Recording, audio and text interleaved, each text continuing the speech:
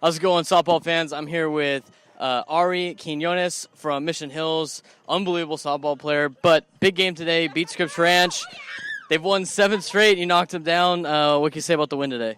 I'm just really proud of my team. Like, in the beginning, I struggled a little bit, so they really picked me up in the beginning of the game, and they really rallied, and they were on top of the game the entire time.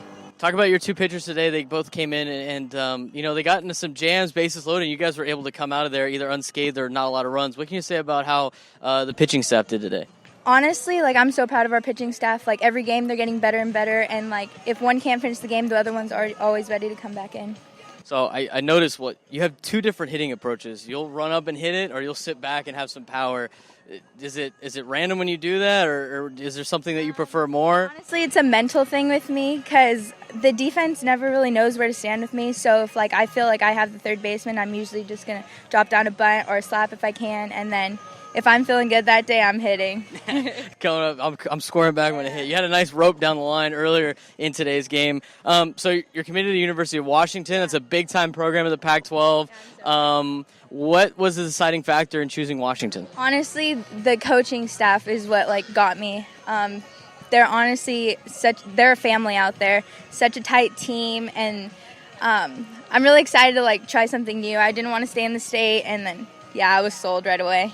They don't say, hey, it's far enough away we can, get away from your parents maybe and be a little adventurous, but you're close enough where you can go home at any time. Great to be in the Pac-12, though, obviously. It's a great conference in softball. You also want to travel for a couple national teams. Talk to us about that, and, what do you think your chances are? I'm hoping to either make the Mexico national team or the Filipino national team. Either way, it's an honor to, even try out, honestly. Yeah, what a great experience for you. Ari, congratulations again. Thank you very much. Be sure to check out Ari and Mission Hills throughout the whole season. They're on a tear right now and knocking on the door of the top 10 here in San Diego County. How's it going, softball fans? Another glorious day out here in the softball scene. We're here on a Saturday afternoon. Scripps Ranch High School, or Mission Hills, just defeated Scripps Ranch 10-8. The final here in the Falcon Fiesta, the tournament that will never end. It'll just keep going on and on. It's a little hot out here, but, Mission Hills, they put the bats to work today. Yeah, it was an exciting game. Mission Hills jumped out, was up by about 6 runs there, 9-3. Scripps Ranch came back there, scored 5 more runs. Yeah, 5 more runs, and then Mission Hills scored the insurance run to make it 10-8. Exciting game out here for if you came and attended the game. You definitely got your money's worth. Yeah, it was a phenomenal game. Both these teams are just receiving votes in our top 10. Not quite there yet, but being able to see them live, man, might have to bump a couple of them up because they're 2 great softball teams. Shout out to Alyssa Vilk today. She was unbelievable at the plate with tons of extra base hits. Got the Falcons back in the game with a 3-run triple to make it a 9-8 ball game. She played really well. And Scripps Ranch, they never quit. They came back every time, kept putting runs together. But, Mission Hills was just able to shut the door. No, Scripps Ranch, like I said, they came into this game on a 7-game winning streak. They beat Eastlake pretty handily during that winning streak. Obviously Coach Jay has got them at with that no-quit attitude, down by a lot of runs. Teams could just let's throw in the towel. But you know what? They almost came back. They had a shot to tie and go ahead in that latter inning there. Yeah, and you can come back and make – they made a lot of mistakes in the field, a couple base running errors here or there, a couple plays, and, it might be Scripps Ranch winning this game instead of Mission Hills. Yeah. Enough about that game, though. Let's get to our top 10. Let's start with receiving votes. RBV, Mission Hills, and Scripps Ranch. They're all kind of getting hot right now. RBV actually beat this Mission Hills team 16-2. Back on April 10th. What can you say about these, we can say about Rancho Buena Vista since we already talked about Mission Hills and Scripps? Rancho Buena Vista, they just got Stefani, Farah Stefani, who's eligible now after transferring from Vista from last year. She's definitely been a boost to their pitching staff. They've beaten a couple teams since her return. They lost to Granite Hills 6-0 the other day. They beat Ramona 8-6. She's definitely going to give them a big boost for when they go into league and also CIF playoff wise as well. So Rancho Buena Vista is on the rise. You noticed that. They got a couple big wins. Let's get into the bottom half of our top 10. Steel Canyon at 10. Mater Dei drops all the way down to 9. Mount Carmel 8. Santana 7. Carlsbad 6. What can you say about one of these teams here in the lower half of the top 10? Obviously, Mount Carmel, they lost 13-6 to Poway after blowing a big lead. Poway scores 8 runs over the final couple innings to win that game. Mater Dei getting Lexi Sosa back. That's going to be a big boost to them. They just hammered Eastlake the other day in league. Santana, they won an ugly 8-7 game yesterday against Grossmont. Then they won in their first league game. They beat West Hills to win the Mayor's Cup game 5-0. So they're 2-0, just like Granite Hills is. Carlsbad, unfortunately, they got crushed yesterday by Del Norte 17-7. So any day, any time. I mean, it's all about the matchups. The matchups, like we've been saying all year, because Carlsbad's a good team, and they got trounced by Del Norte yesterday. But that's how it is. Eastlake beats Cathedral, then they lose Mater Dei. It's just all over the place because you don't know who's pitching, you don't know what matchups are. You could be hot one day, you could be not. So it's just a crazy sport that baseball and softball is. That cliche. That's just baseball, and it is what it is. And you can say the same thing with softball. We get into a top 5 here. Claremont knocks into the top 5 for the first time this season. Eastlake at 4, Poway at 3, San Marcos at 2, and Cathedral Catholic is now back to the number 1 spot after winning that tournament up in the Rod Carew tournament up in Orange County. Knocked off the number 9 team in the country, Orange Lutheran, and they're now 21 in the country according to Max Preps. Yeah, they won the Michelle Carew Classic, going 5-0. They didn't allow a single run that entire tournament, which is pretty amazing. And that tournament actually is considered the toughest tournament in the nation, actually, by a lot of people. San Marcos, they increased their home run total to 33 home runs on the year. It's just it's amazing softball being played by these top teams in San Diego. Again, like I said, with Cathedral, winning that national tournament, that opens a lot of eyeballs, and people are like, whoa, to beat Orange Lutheran, 1-0, I believe the score was, or maybe it was 2-0. It's probably something very low scoring when it comes to Cathedral softball. Yeah, and with Megan Ferramo doing her thing, and they scored, the offense, did just enough to give her the run support. That sometimes that's all it takes in the sport.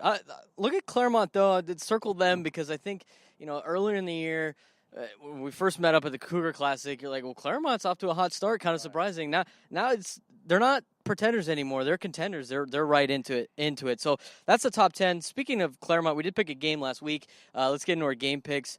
Claremont beat Escondido. We both got that one right. Mount Carmel beat Central. We both got that one right. And then when we differ, we both got one wrong because I bought into the Christian hype, and he lied to me with his East County bias. But anyway, Christian lost to Mira Mesa 10-9. That was my one loss. And then I got Adam again on picking a North County team over the East County team. I think it's just kind of getting lucky at this point. But Mission Hills did beat Grossmont 11-1. So as of last week, I went 3-1 last week. I went 2-2.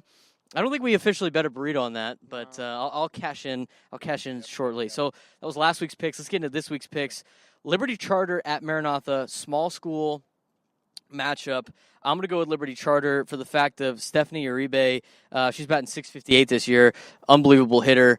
So I'm going with Liberty Charter. Yeah, I'm going to go with the Lions out of Liberty Charter also. They're a really good squad with Stephanie Uribe leading one of the top batting averages in San Diego. They're also a favorite for the D5 CIF championship as well. So I'm going to go with Liberty Charter. Let's go to the next game. Bonita Vista at Rancho Buena Vista. Bonita Vista early on the season was in our top 10. Rancho Buena Vista is trying to come up and get to that spot. I'm going to go with the Longhorns because they've won 6 of the last 7, including a 16-2 win over Mission Hills. I'm going to actually go the opposite and go with Bonita Vista. I think that they, competing down in the South Bay in that tough league with Eastlake and also Mater Dei, I think they can just do enough to pull out the upset win, I think. It's a good pick. Yeah, you got to come back in the standings somehow, so you might as well pick different. All right, here we go. We got an East County matchup. Santana is hosting Otay Ranch. I'm going to go with East County in this. I'm going to take the Sultans. I think they're good enough to get that one done. Yeah, Santana, I'm going to go with them. But you know what? Otay Ranch is a pesky team. They don't quit. They can give they've given teams fits this season. So if Santana's not careful, they can pull off the upset. Santana's 2-0 in their league, coming off the big wins, but Coach Arnold told them, hey, coming back Monday. We got to take them seriously. Got to watch out for Otay Ranch's Casey Solis, though. 600 batting average, 636 on base, and 820 slugging percentage. Those are some big-time numbers. Let's get into our next game. Eastlake at Olympian battle in the South Bay. Olympian's been, off and on, and they're kind of the team. It's like surprising the fact that they're not doing better than we expected. And you never know what you're going to get with an Eastlake team. That being said, I am taking the Titans. They're 3-1 in common opponents. With Olympian. Olympian's 1-5, so I'm taking the Titans. Yeah, Olympian, they had that big win against Mater Dei. Of course, Alexi Sosa didn't pitch, so that does make a difference. Olympian, it's just too inconsistent in my opinion. So I'm going to go with the Titans. We're going to go a little bit east, and I'm not talking East County. I'm talking east, like not even in San Diego County, but Imperial County, part of the southern or the San Diego section. Brawley at Central, Brawley's 14-6, Central's 10-7. We've seen these teams come out and play a couple times, but I'm gonna take Brawley in this game. Yeah, I'm gonna go with Brawley too, just because of their record and having seen them play a few times up here in San Diego in the Cougar Classic and also the Hilltop Tournament. I got to go with the Wildcats. Shout out to Haley Garcia. She's batting .413 for the Wildcats. And Jalen Ayala. She's got a 3.29 ERA for Brawley. And it's pretty evenly matched because Central's got Jessica Acosta, who's batting .529. And Jessica Martin is a 3.27 ERA. So that's probably going to be the big-time matchups in that game. Let's get real quick to our shout-outs. I'm going to go with Cathedral Catholic as my first one as a team. Beating Orange Lutheran. I already said it earlier. They're now in the top 25 of the nation, number 21. And then Selena Serna, senior out of Hilltop. She's got 7 triples this year, which is the most in San Diego County. And then my last shout-out is Mariah Williams, junior at Madison. She's got 16 stolen bases, which also leads the county. Yeah, my shout-outs are down in the valley, Brawley, Jalen Ayala. She's 11-3 on the season with 77 Ks in 83 innings and the 3.29 ERA. She's big help to the Wildcats' 14-6 record, 4-1 in their league. Liberty Charter, Stephanie Uribe, 658 average with 21 RBIs, and also scored 22 runs. They're 11-0 on the season right now. Again, like I said, they're one of the favorites, if not the favorite, to win Division 5. And then big shout out to Granite Hills. Katie Dobbs, she pitched a no-hitter against High Tech High San Diego, striking out 10 in that game. And then she came back against Steel Canyon yesterday, pitched a one-hitter against a very potent offense of the Cougars, and she struck out 12. She's lowered her ERA to a minuscule .80 on the season with those victories, and she's also struck out 79 in 43 and 2/3 innings. Final shout out for me, Santana, Joey Barkheimer, the freshman. Coach Arnold pitched her in the big game against West Hills. Yeah, she had pitched in the game against West Hills in the Hilltop Tournament, but to me that's a little bit different than the Mayor's Cup Trophy game, a little more on the line there. She made her debut in that rivalry, pitched a one-hitter, actually had a no-hitter going into the bottom of the 7th, gave up the little bloop, little slab up the middle. Excuse me. She got the victory. She also went 3 for 4 in a run in a wild game yesterday against Grossmont, in which they won 8-7. So those are my shout-outs for this week. Shout-outs to those players that we just mentioned. There's so many players out here in San Diego County that are phenomenal softball players.